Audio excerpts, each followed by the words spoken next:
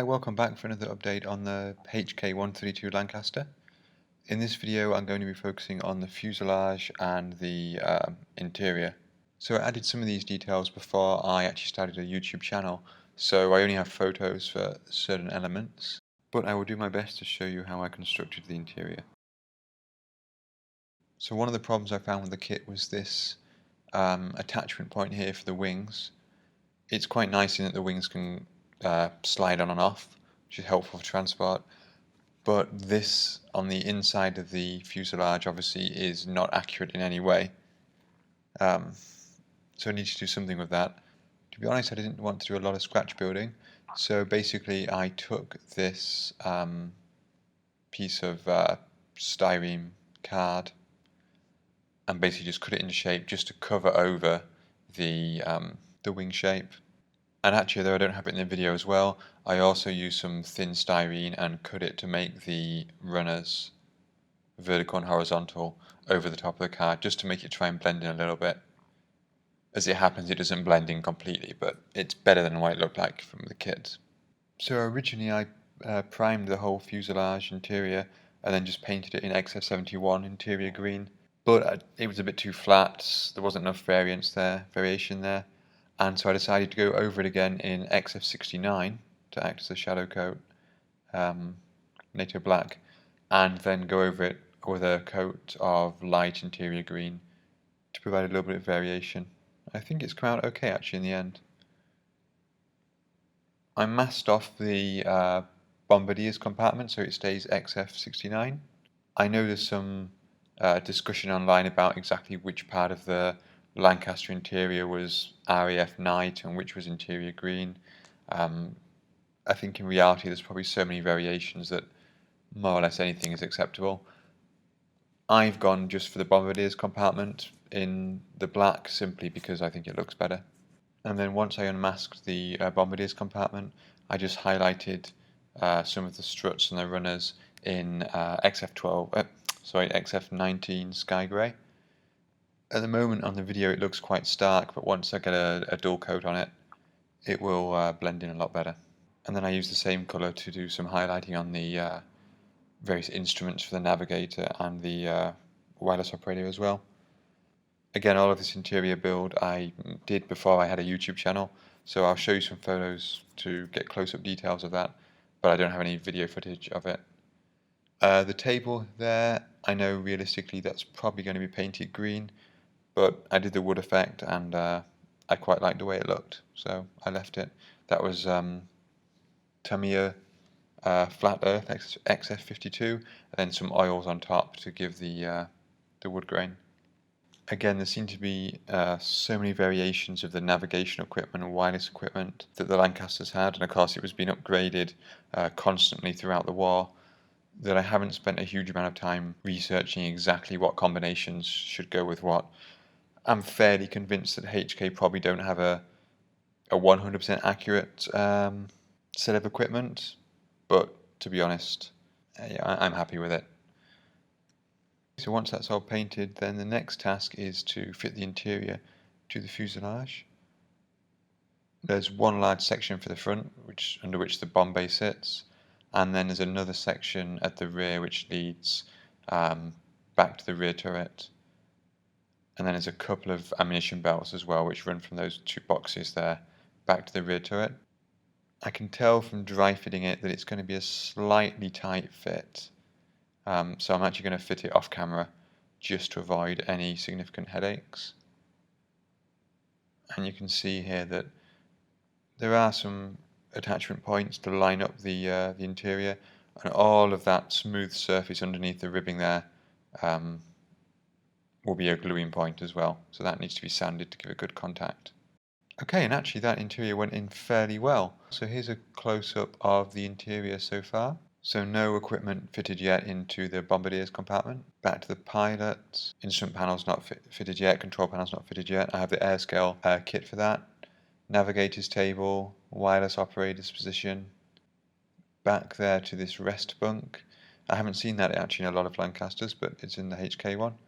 There's a few parts like the back of that headrest for the rest bunk, which had to be covered with styrene sheet because they were a bit they were open on the kit.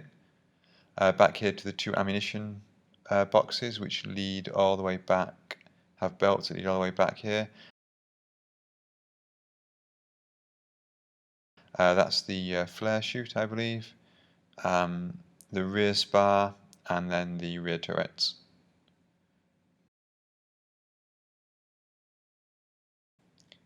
Now I just need to add a few extra details, so the seat, for example, for the navigator, it goes in there. Strangely, these two poles, the pole for the seat and the other one, don't have any attachment points on the top of the fuselage kit, which is a little bit odd. I might need to build those up to make them fit if I'm going to have the interior visible, which I am. And then there's not a lot of photo etch in this kit, but there is a small P fret for things like the seat belts. They're all very, very simple. In fact, they're the same for all of the seats except the pilot seat. So a simple lap belt with two pieces. So I primed and painted those separately, and then I'm super gluing them on. I can get that in there. And as always happens with super glue, it gets stuck to the tweezers, not to the actual piece. Let's try that again.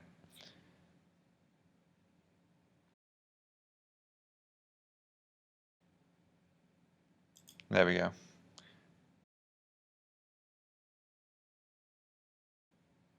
And there's the other half.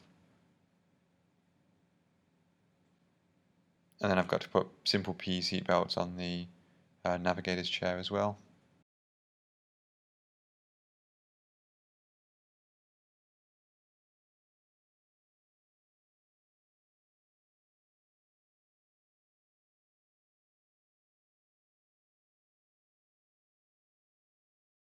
And then here are the turrets. This is the mid-upper turret and the rear turret.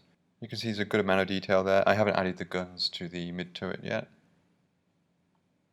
And then this is the three turrets together, front, mid and rear. So for the underside of the aircraft, RAF90 is the right colour, and that's supposed to be the colour of the turrets too.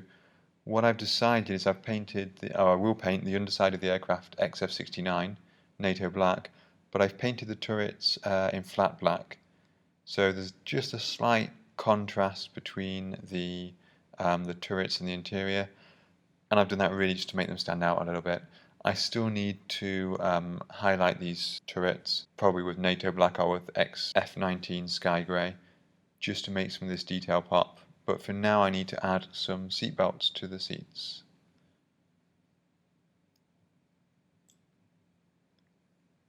These PE seat belts are a little bit thick, so it's kind of hard to get them to look just like fabric.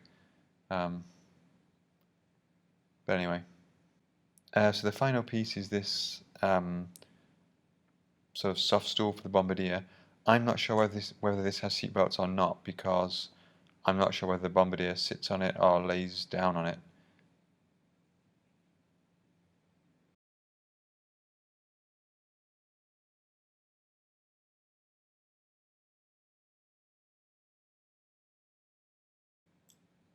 So now I just need to add a few bits and pieces to the interior before I close the whole thing up.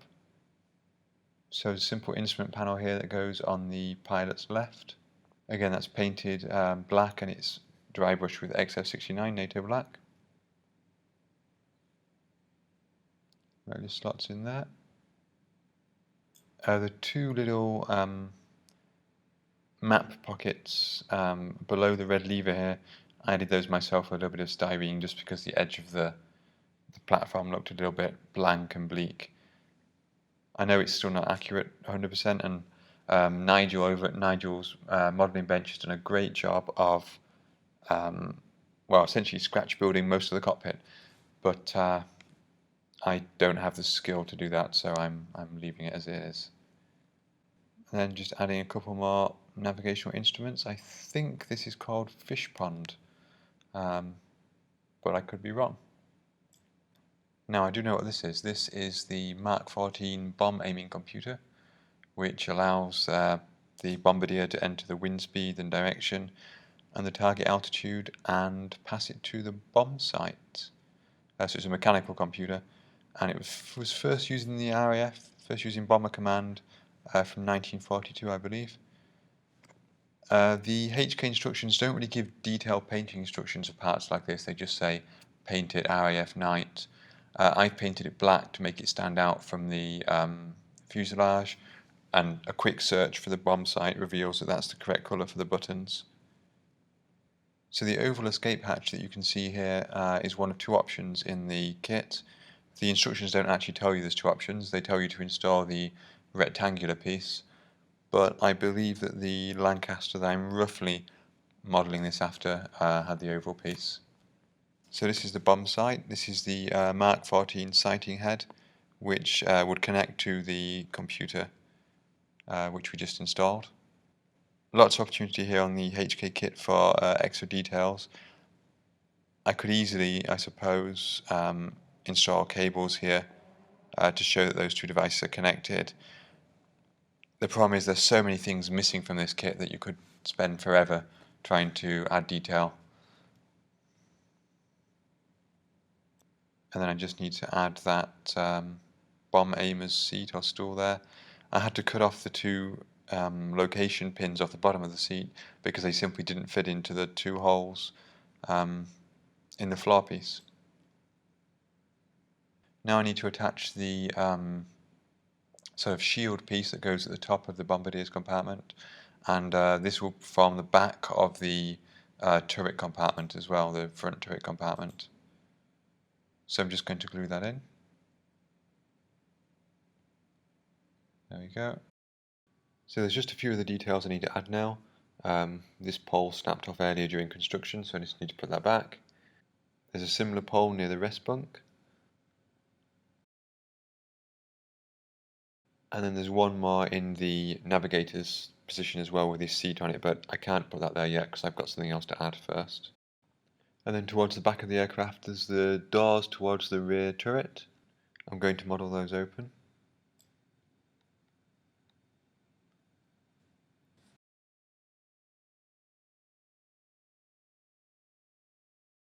And then between the ammunition boxes in the middle of the aircraft and the rear spar, there's two ammunition belts that go back to the rear turret. So they need to clip onto the top of the box and just go back, one on each side of the fuselage. And then there's one more piece which goes on the inside of the fuselage. The instructions say to paint this interior green, but I have a feeling this is a parachute, or supposed to be a parachute. It doesn't look particularly like material which was used to enclose the parachutes, but the overall shape and the detail does look like that. So I'm going to paint the surrounding interior green because I think it's the fitting for it, and I'm going to use XF52 flat earth for the actual body of that. And so this is the position it goes in just here, just behind the rest bunk. As I say, I think it's a parachute. It's some kind of survival equipment, definitely. So one of the slightly strange things about the HK Lancaster is that it has a reasonably nice instrument panel with molded on detail, but it had no decals for the instruments, which is very odd considering you get them on, well, basically every other airplane kit. So I've gone for the Airscale instrument panel upgrade. It's a really nice kit, really nice upgrade. I'm not convinced I've done it justice, to be honest. And in fact, I made a really obvious mistake here in that I have put the decals onto the metal panels without painting the metal panels behind. I think I'm going to get away with that, but it would have been better to paint it. So here's the engineer's panel. This is the fuse panel. I'm not quite sure what it's called. The main instrument panel, and then the smaller piece of it goes down on top of that. And basically the setup is the same for each one. There's a rear piece of photo etch, there's a decal that goes on with the instrument faces, and then there's another piece of photo etch that goes over the top to sandwich that together with some raised instrument detail as well. And there's also the option to have some cellophane underneath that last steel layer to represent the instrument panels and faces. So here you can see that's the top level. That just goes over the top, and it looks quite nice. It's a big upgrade on the kit, that's for sure. There's still a couple of decals that have to go on there as well. And here's the cellophane, which I could put there if I wanted to. To be honest, it doesn't seem to make much difference. It doesn't really give what I would feel is a decent glass effect, so I'm just going to leave it off. This is the circuit breaker panel. I've sanded off the detail from the kit part, and then the sandwiched PE goes on top. And this is the main instrument panel. Again, I've sanded off the instrument detail, and I've started to put on the photo etch for the throttle quadrant. And the main instrument panel is built separately, it just slides over the top of that. So this is the PE for all of the throttle levers. Lots of fiddly little levers there, lots of super glue. I haven't done a perfect job, but I've done my best. And it's been primed with Tamiya white primer. So here are the three photo etch panels. This on the left is the Navigators Panel, goes just above the Navigator's desk. This is the circuit breaker panel, which goes on the starboard side. And this is the Engineers Panel, which also goes on the starboard side. So you can see there's a pretty good amount of detail here. I haven't done the best job in the world, to be quite honest.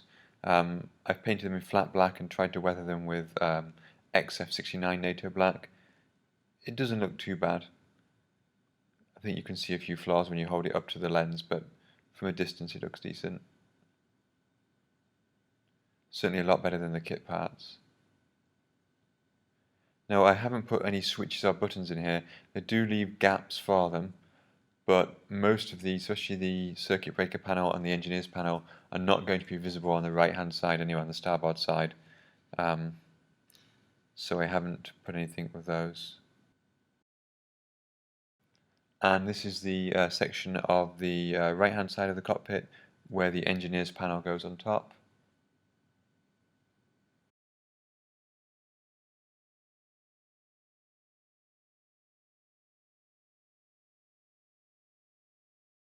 And here is the Airscale Navigators panel in place with the navigator's desk.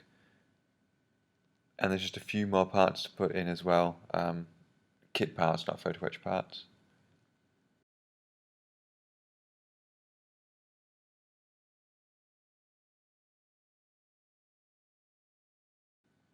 So here is the painted instrument panel before the photo etch goes on top. I've painted the levers aluminium. The little red blodge there is to show through behind the 4 engine start buttons. I thought it was easier to do that, and just as good to do that, to be honest, compared to actually making some raised red buttons which would stick through the PE. I think the size of those buttons would be so small I'd just end up making a mess of it. And then if I slide the panel into place, you can see the red of the start button shows through quite nicely. In the bottom left there, the compass needs another decal on it, and the blank panels is where the blind flying instruments will go. That's another separate PE part that goes over the top. So here I'm just attaching the compass, which is a kit part, onto the Airscale instrument panel, and then there's a decal that comes with the Airscale upgrade to go onto the kit part. Okay, so that's most of the interior done for the Lancaster. Now you might ask yourself why I've only focused on the port side of the aircraft, not the starboard side. There is a little bit of detail to be added on the starboard side, particularly in the actual cockpit. The reason I haven't done anything yet is because I haven't decided what I'm going to do with the starboard side. I've got two options. Obviously I want to show the interior because I've spent quite a lot of time building it, so I don't want to close it up entirely. So my first option is to use the opaque parts that came with the kit, like this, and to use something like a Dremel to maybe do a cutaway. I'd have to cut away sort of key parts and just get a view into the key compartments within the aircraft. That's option one. Option two is that I could use the clear parts which came with the kit. The early editions had basically clear versions of the 2 fuselage halves included with them, and I was lucky enough to get one of those kits. It cost me a little bit of extra money as well, so I'm quite keen to use those. The reason this doesn't look entirely transparent here in the photo is that it's still got a little bit of the protective plastic on it. I haven't removed that yet, so it will be slightly clearer than it looks here. And my third option is to use the clear parts, but basically to sort of selectively paint them. What I don't want here at the top, where the solid part and the clear part meets, is that hard line. So what I might do is bring the camouflage over slightly onto the clear part, just to soften that edge a little bit. The only potential problem I see with the clear parts is when I'm mounting the instruments like this is the circuit breaker, onto that inside of that starboard side, it's going to have quite an ugly backing like this. I'm not quite sure how I'm going to solve that. So basically I've got three options: opaque parts with cutaway diagram, straight clear parts, or clear parts with the selective painting. So if you've got any opinion on which one I should use, then feel free to leave a comment below.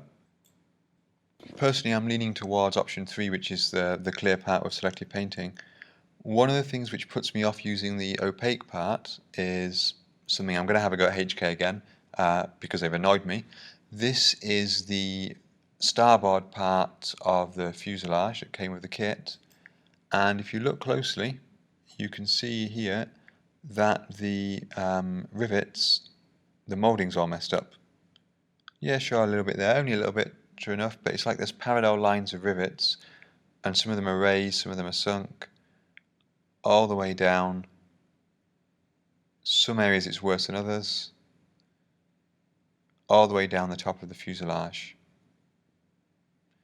Now you might say, well, you know what, any kit has problems, just got to work around them.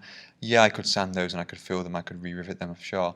The thing that really annoys me about this is that I contacted HK, and they were actually quite responsive on Facebook. They messaged back and they said, yes, this is clearly a moulding problem. We'll be happy to send you a replacement part. I thought, great, fantastic. A company messes up, but they're willing to fix their mistake. You know, you can't give them anything but credit for that. And then they stopped responding to my messages. I sent them my address. They saw the message. They didn't respond to it. I've messaged them 5 or 6 times at least since then. They see my message every time, and they don't even have the common courtesy to get back to me. Which, yeah, that annoys me quite a lot, to be quite honest. This is an expensive kit. To explicitly ignore your customers, I think is absolutely out of order. This was 5 months ago that I started messaging them, and I haven't had the common courtesy to actually get that sorted. I'm actually, at this point, I'm pretty disgusted with HK, and I won't be buying another HK kit, that's for sure. But on a positive note, the inside of the Lancaster is finished, and I need to make a decision now about which technique to use for the starboard side before I close the whole thing up. So if you have any ideas about how I should do that, then please leave a comment below. Thank you for watching, and if you like the video, then please hit subscribe.